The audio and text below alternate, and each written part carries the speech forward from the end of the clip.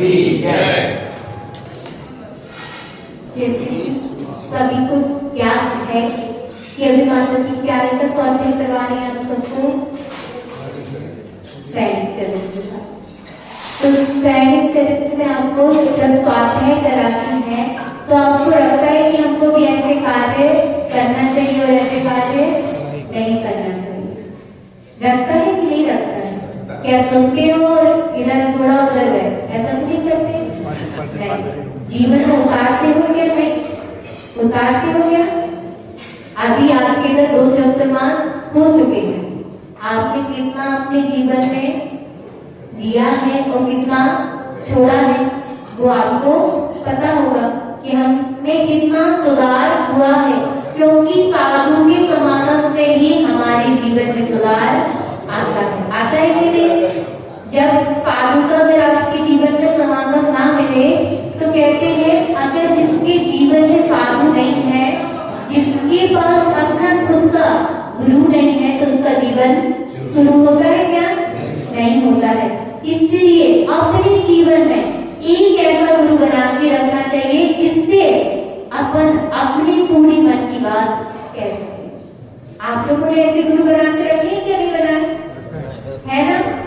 किसी ने अपने भगवान को गुरु बना के रखा होगा, किसी ने आचार्य विद्यासागर जी महाराज को बनाया होगा, किसी ने विराट सागर महाराज जी को बनाया होगा, अभी बुद्ध सागर जी महाराज आए तो उनको बनाया क्या नहीं?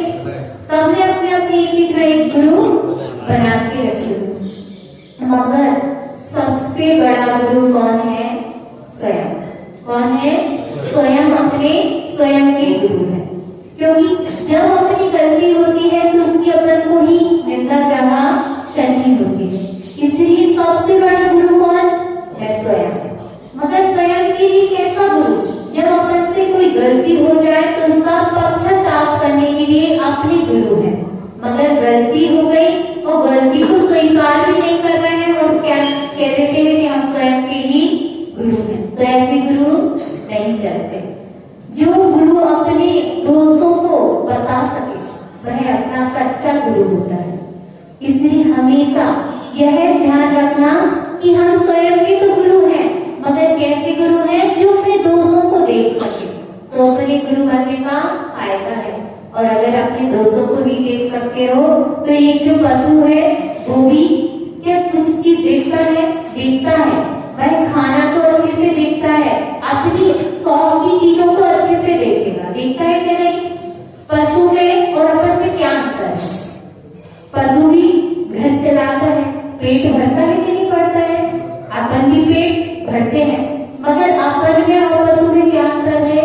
अपन विवेकपूर्ण कार्य करते हैं और पशु अविवेकपूर्ण कार्य करता है।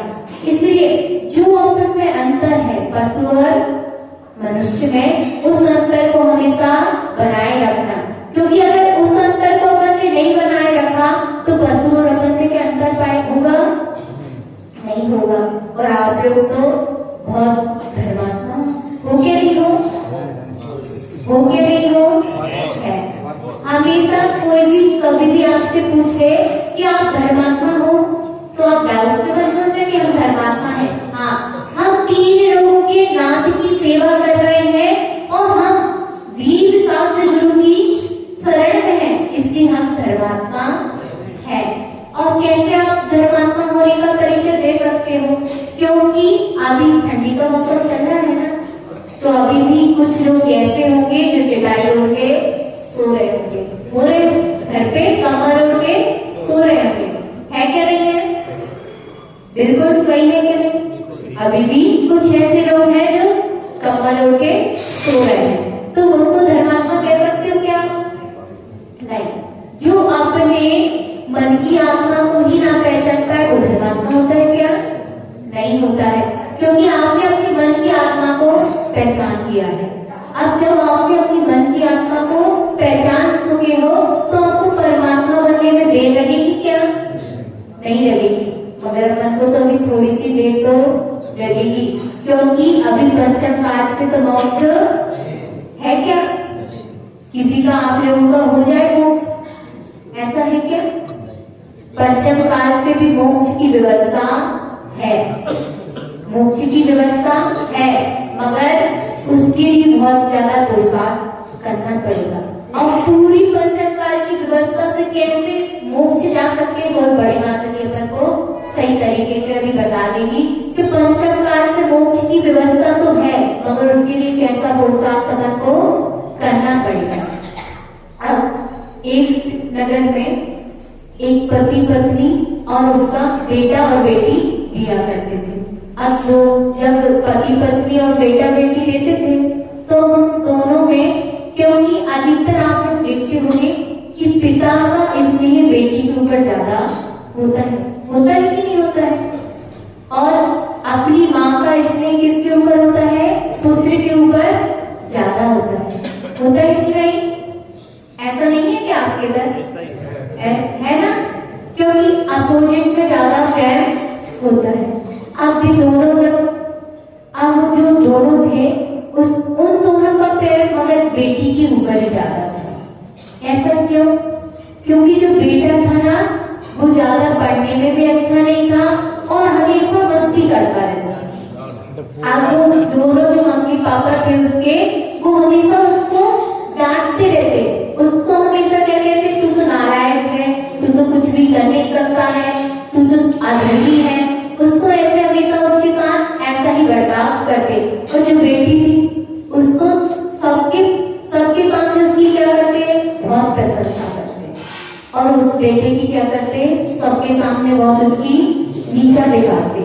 अब ऐसा चलते चलते बहुत दिन तक हो गए, 2 साल निकले, 3 साल निकले। अब बेटा भी कब तक सहन करे, और एक दिन उसने माता पिता से बात करना ही बंद कर दिया। धीरे धीरे उसका व्यवहार माता पिता के लिए चेंज होना रहा। अब जैसे ही उसका व्यवहार चेंज हो रहा था तो वो माता पिता भी सोचते, अब गुरुओं के पास जाके और माता जी महाराज जी से पूछते कि हमारा बेटा पहले तो हमारी खूब सुनता था और अब तो वह सुनता ही नहीं है। अब धीरे धीरे ऐसा क्रम उसका चलता जा रहा था, और जैसे ही 10 से 20 साल हुए और जो बेटा जो माँ बाप की सेवा करता था, आज वो माँ बाप को मानने के लिए बेकार हो गए। अब ऐसा चलते चलते जो उनके माता पिता थे उनको भी किसी दूसरे के घर पर जाके छुपकर रहना पड़ा, क्योंकि जो माता पिता ने उसके प्रति जो गलत भावनाएं बना के रखी थी ना, ये तो निकम्मा है, ये तो कुछ कर नहीं सकता है, ये तो अधर्मी है। अब उसका प्रभाव तो उसके ऊपर पड़ेगा ही ना पड़ेगा। आप किसी से कहो कि ये तो कुछ कर ही नहीं सकता है, आपकी बात 2 दिन तो वो अच्छे से सुनेगा, मगर तीसरे दिन वो क्या कहेगा, तब मैं कुछ कर ही नहीं सकता हूँ तो मैं कार्य क्यों करूं? ऐसे ही करते हैं क्या? ऐसे ही करते हैं क्या? पर करते हैं ना? हाँ, तो उसने भी वैसा ही करना जैसा उसके माता पिता कहते, वह उसका अपोजिट कार्य करना शुरू कर देता। अब वह माता पिता को जान से मानने के लिए वो तैयार हो गया। अब जब वो जानती से मानने के लिए तैयार हो गया तो वह गुरु के पास फिर से गए माता पिता, और गुरु से पूछा कि हमारे बेटे ने ऐसा क्या, कौन सा कार्य करके जन्म लिया है कि वह माता पिता को भी मानने के लिए तैयार है। तब उसके जो गुरु थे उन्होंने बोला कि आपने ही अपने बेटे को अपने ऊपर हाथ उठाने और अपने को मानने के लिए तैयार किया है। अब उन्होंने पूछा कैसे? तो उन्होंने बोला कि आपकी जो बेटी है आप उसकी तो प्रशंसा खूब करते हो, और मगर जो आपका बेटा है उसकी चारों ओर आपने क्या करी है, आत्मनिंदा, बुराई की है। उसकी इतनी बुराई करती है, उसके अंदर इतनी नकारात्मक शक्ति आपने पैदा करती है कि आज उसके पास अच्छाई भी भटक नहीं पा रही है, क्योंकि अपनी भावनाओं का ही संप्रेषण उसके ऊपर जाता है। इसलिए कभी आपसे कोई पूछे कि हमारा बेटा कैसा है, तो आप ये मत कहना कि हमारा बेटा तो बहुत उद्यमी है। आप हमेशा ये कहना कि हमारा बेटा तो बहुत सज्जन है, हमारे बेटे के बराबर कोई भी अच्छा नहीं है। क्योंकि जैसे आप उसके प्रति भाव बनाओगे ना, वैसे ही वह बेटा अपने प्रति हो जाएगा। अगर आपसे कोई बुराई ये समझना कि ये मेरा शत्रु है। और अगर आपकी कोई गलती बता रहा है तो आप क्या समझते हो? अगर जो आपसे दूसरे की बुराई कर रहा है तो उसको क्या समझते हो? आप अपना मित्र समझते हो क्या नहीं समझते हो? समझते हो कि नहीं? मगर सही में तो वो आपका मित्र नहीं है। जो दूसरे की आज बुराई कर रहा है, कल जाके वो आपकी भी कहीं ना कहीं बुराई करेगा। इसलिए ऐसे हमेशा जो लोगों से सावधान रहना, क्योंकि जो आज आपके पास किसी दूसरे की बुराई कर रहा है, कल उसके पास जाके आपकी बुराई करेगा। और हमेशा उन लोगों के साथ रहना जो आपकी गलतियां बताए, क्योंकि सबसे बड़ा मित्र वही होता है जो आपकी गलती बता रहा है। आपकी गलती को सुधारने के लिए आपकी गलती बता रहे हैं, ना कि उससे आप क्या करते हो, जो ने आपकी गलती बताई उससे आप दूर होना चालू हो जाते हो। होते हो क्या नहीं? मगर अपन को ऐसा नहीं करना चाहिए, क्योंकि सबसे बड़े तो अपने गुरु मित्र होते हैं, जो हर छोटी छोटी गलती अपनी बताते हैं कि नहीं। और अगर जौन गुरु ने आपकी गलती बताना स्टार्ट किया, अपने उन गुरु के पास ही जाना छोड़ देते हैं। और ऐसा करना अनुचित है, क्योंकि सच्चे गुरु तो वही है जो कीचड़ में से आपको निकाल के भगवान बनाने की योग्यता रखते हैं। ऐसे ही हमारी गुरुआ है कौन? हमारी सिद्धश्री माता जी, जिनने हमको भी जो संसार टूटी दलदल थी उससे निकाल के आज हमको भी पूजनीय बना दिया है। इसलिए हमेशा अपने गुरु का, जिनने अपन को एक शब्द भी पढ़ाया हो और जिनने अपन को पूरा ग्रंथ भी पढ़ाया, उसका गुणगान गाना कभी भी नहीं छोड़ना। क्योंकि जितने विनम्र आप रहोगे उतने विनम्रता आपके अंदर आएगी।